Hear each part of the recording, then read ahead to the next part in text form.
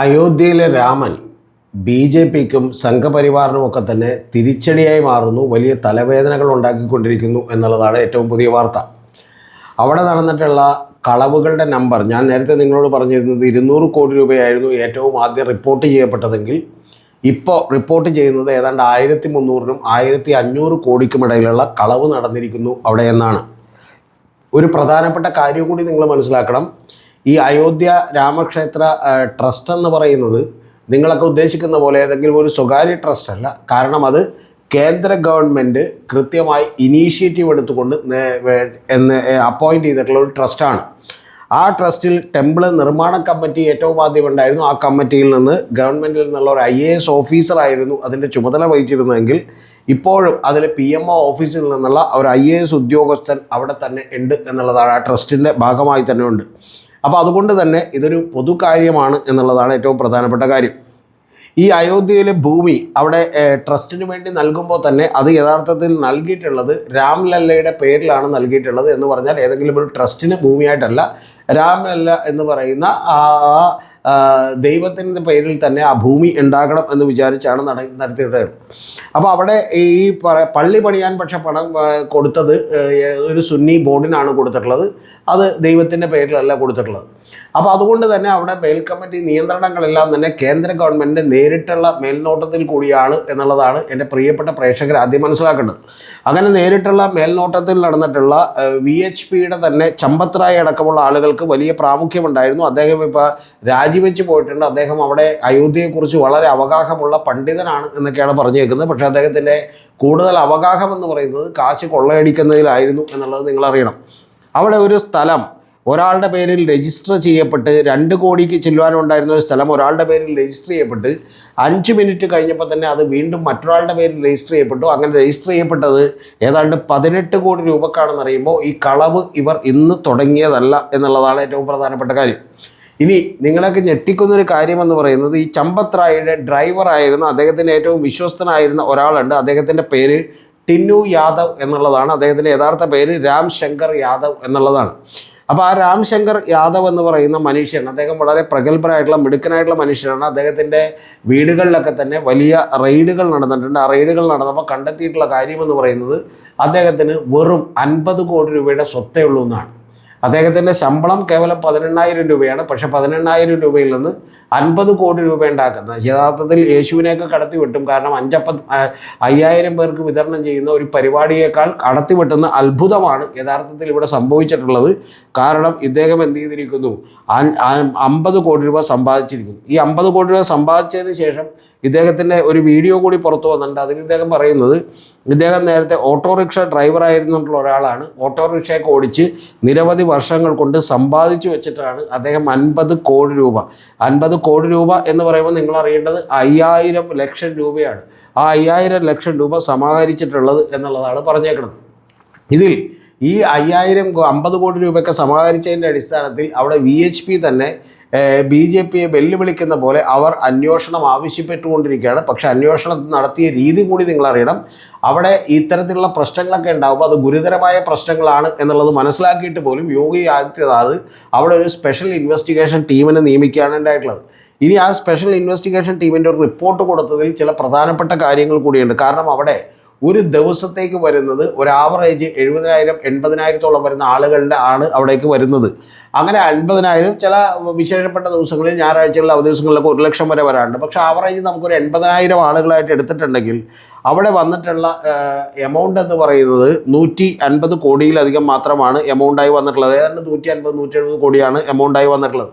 എന്ന് പറഞ്ഞാൽ ഒരു ദിവസം പ്രതിദിനം ഏതാണ്ട് ഒരു 50 ലക്ഷം രൂപയോടെ വരുന്നുള്ളൂ എന്നുള്ളത് ചുരുക്കം. അപ്പോൾ 50 ലക്ഷം രൂപ അവിടെ വരുന്നു എന്ന് പറഞ്ഞാൽ 80,000 പേര് വന്നിട്ട് പോകുന്ന ഒരു സ്ഥലത്ത് ഒരു ആവറേജ് എടുത്ത് നോക്കിയാൽ 62 രൂപ വെച്ച് മാത്രമേ ഒരാൾ സ്പെൻഡ് ചെയ്യുന്നുള്ളൂ എന്നുള്ളതാണ് നിങ്ങൾ മനസ്സിലാക്കേണ്ടത്.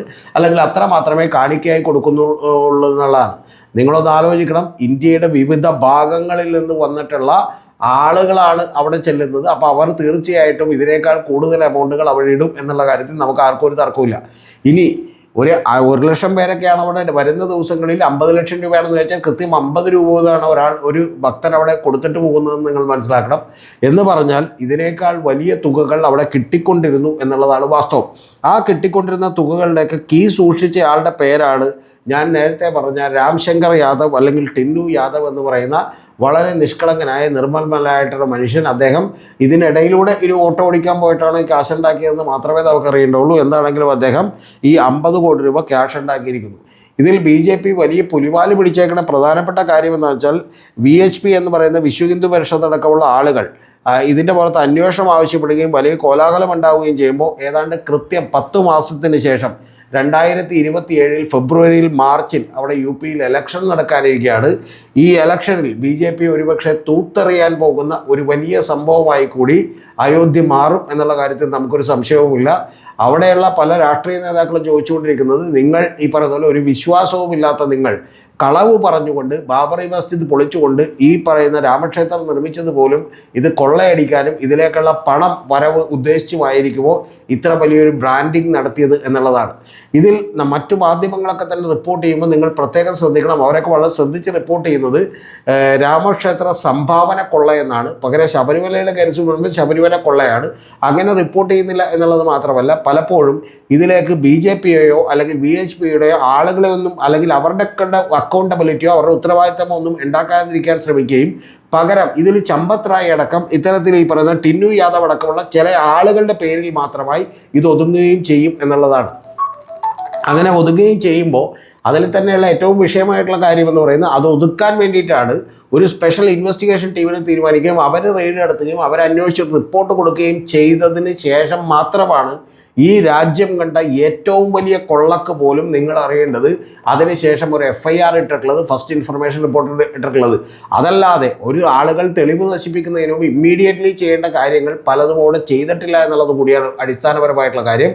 ഇതിൽ നിന്ന് ഈ നാട്ടിലെ പാവപ്പെട്ട സാധാരണക്കാരായിട്ടുള്ള വിശ്വാസികളൊക്കെ മനസ്സിലാക്കേണ്ട ഒരു കാര്യം, ഈ രാമക്ഷേത്രത്തിൻ്റെ പേരും പറഞ്ഞ് ഈ രാജ്യത്തിൽ പല വിഭജനം ഉണ്ടാക്കിയവർ രാഷ്ട്രീയമായ ലക്ഷ്യങ്ങളോടെ ഉണ്ടാക്കിയതാണെന്നും അവർക്ക് പണവും അധികാരവും മാത്രമായിരുന്നു പ്രശ്നമെന്നും അവർക്ക് രാമനിൽ ഒരു വിശ്വാസവും ഉണ്ടായിരുന്നില്ലെന്നും അങ്ങനെ വിശ്വാസം ഉണ്ടായിരുന്നുവെങ്കിൽ ഇത്തരത്തിലുള്ള ചെറിയ അറ്റംപ്റ്റ് നടക്കുമ്പോൾ, ചെറിയ കുഴപ്പം നടക്കുമ്പോൾ പോലും അവർ വലിയ നടപടികൾ എടുത്തേനെ എന്നുള്ളതുമാണ്.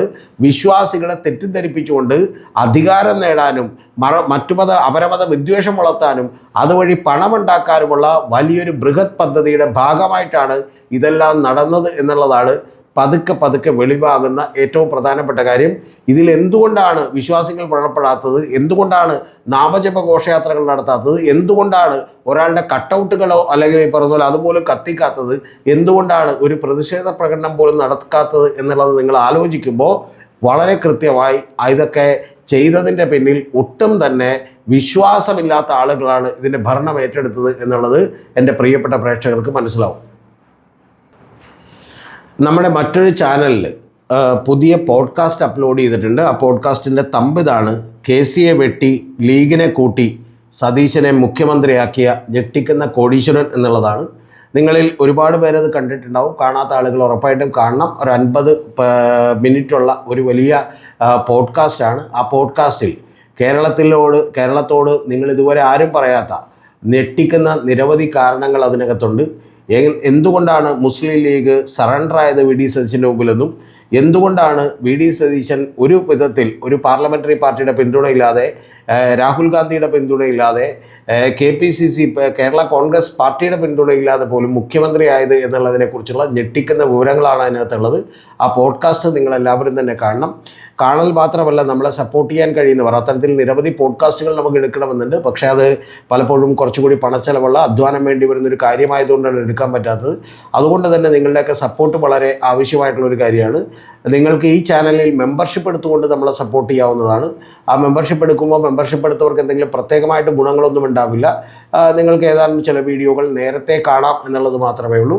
പക്ഷേ തീർച്ചയായിട്ടും നിങ്ങളുടെ സപ്പോർട്ട് ഒരു വലിയ കാര്യമാണ് എന്നുള്ളത് ഞാൻ നിങ്ങളോട് പറയുന്നു. അത് സപ്പോർട്ട് ചെയ്യാൻ താല്പര്യമുള്ളവർ, ഫിനാൻഷ്യലി അങ്ങനെ സപ്പോർട്ട് ചെയ്യാൻ താല്പര്യമുള്ളവർ ചെയ്താൽ മതി, അല്ലാത്തവർ ചെയ്യണമെന്നില്ല.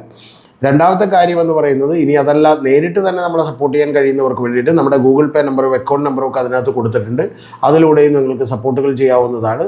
ഇതൊന്നും നിർബന്ധമുള്ള കാര്യമല്ല. നമ്മുടെ ചാനൽ നിലനിൽക്കുകയും ഇത്തരത്തിലുള്ള പോഡ്കാസ്റ്റുകളൊക്കെ തന്നെ നിരവധി വേണം എന്ന് ആഗ്രഹിക്കുകയും ചെയ്യുന്നുണ്ടെങ്കിൽ മാത്രം നിങ്ങൾ ചെയ്താൽ മതി. ഇതൊന്നും ചെയ്യാൻ കഴിയാത്തവർ വിഷമിക്കേണ്ട. തീർച്ചയായിട്ടും നിങ്ങൾ ഉറപ്പായിട്ടും ഈ വീഡിയോകൾ കാണുകയും എൻ്റെ താഴേക്ക് അഭിപ്രായങ്ങൾ രേഖപ്പെടുത്തുകയും ചെയ്യണം എന്ന് മാത്രമാണ് എനിക്ക് പ്രേക്ഷകരോട് പറയാനുള്ളത്. നമ്മുടെ ചാനലിൻ്റെ പേര് മറന്നു പോകേണ്ട, പൊതുബോധത്തിനുമപ്പുറം രതീഷ് ചക്രപാണിയോടൊപ്പം എന്നാണ്. അതിൻ്റെ നിങ്ങൾ ടൈപ്പ് ചെയ്ത് കൊടുക്കേണ്ട ഇതാണ് BCC വിത്ത് രതീഷ് ചക്രപാണി എന്നാണ്. ബിയോണ്ട് കോമൺ കോൺഷ്യസ്നസ് വിത്ത് രതീഷ് ചക്രപാണി എന്നുള്ളതിൻ്റെ ചുരുക്കപ്പേരാണ് BCC വിത്ത് രതീഷ് ചക്രപാണി. മറന്നു പോകരുത് അത് സബ്സ്ക്രൈബ് ചെയ്യാൻ.